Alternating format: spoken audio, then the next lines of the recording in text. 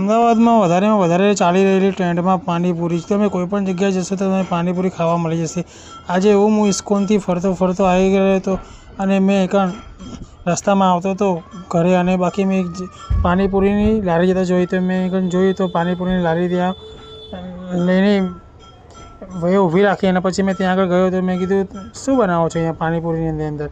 તો બોલે, હરેક જાતની ડીશ અહીંયા બનાવીએ છીએ, તમારે કઈ ડીશ ખાવી છે? તો મેં કીધું, સારી એવી તમારી એવી ફેમસ ડીશ હોય એવી મને ડીશ બનાવીને ખવડાવો.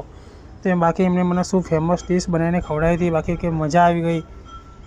એકદમ શુદ્ધ અને આમ જબરજસ્ત ટેસ્ટી અને સ્વાદિષ્ટ ડીશ બનાવી હતી કે બાકી ખાઓ તો તમે ખાતા રહી જાઓ, આંગળા ચાટતા રહી જાઓ એવી ડીશ બનાવી હતી. બહુ મજા આવી ગઈ. અને ત્યાંનો જે મસાલો બીજો અંદર ભરીને બનાવીને આપે છે, બાકી શું મસાલો છે બાકી કે જેની કોઈની વાત જ ના કરો.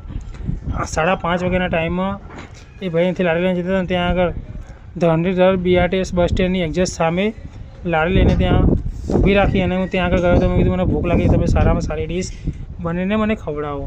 તો એમને મારી સામે કીધું, તમે કઈ ડીશ ખાશો? મેં તમારે ત્યાં જે બી ફેવરેટ ડીશ હોય એ ખવડાવો. પછી એમને મારા માટે ડીશ બનાવી.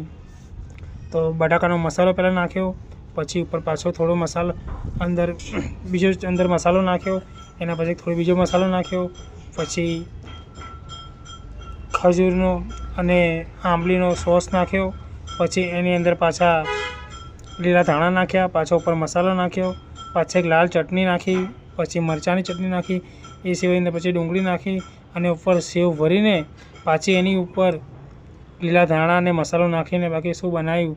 અને એટલું તો બાકી જ રહી ગયું હતું કે પછી અંદર એની ઉપર પાછું દહીં નાખ્યું, દહીં નાખીને ઉપર ટામેટાં, ડુંગળી અને 3 થી 4 જાતનો મસાલો અને લાલ ચટણી અને મરચાંની ચટણી અને ઉપર પાછો 2 જાતનો મસાલો, એટલી મસ્ત રીતે ડીશ બનાવીને આપી. બાકી શું વાત કરું કે ત્યાંની એટલી સ્વાદિષ્ટ ડીશ હતી બાકી કે મને બહુ મજા આવી ગઈ. પેટ ભરીને એક ડીશમાં જ મારું પેટ ભરાઈ ગયું, એટલી મસ્તી હાઉસફુલ ડીશ બનાવી હતી. અને ત્યાં બહુ જ ફેમસ ડીશ છે. તો મેં કીધું, અમદાવાદમાં કોઈપણ જગ્યાએ જાઓ તો તમે મેક્સિમમ 3:30 થી 4 વાગે તો બધી લારીઓ લાગી જાય. તમે આટલી બધી લેટ લઈને આવો તો કે મારી લેટ બેટા અહીંયા આગળ સાંજે 6 વાગ્યા પછીની જ ગરાગી છે, કે સાંજે 6:30 વાગ્યાથી ગરાગી ચાલુ થાય તો રાતે 10-11 વાગ્યા સુધી અહીંયા આગળ હાઉસફુલ હોય છે, અને આખી લારી હું ખાલી કરીને જાઉં છું.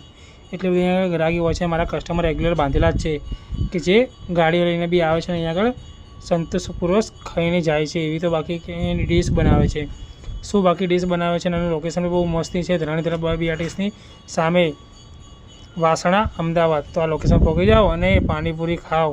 તમે કોઈ પણ ડીશ બનાવીને ખાઈ લેશો. બાકી અહીંયા 1 નંબર સ્વાદ છે. બાકી કાકાની પકોડી બહુ જ ફેમસ.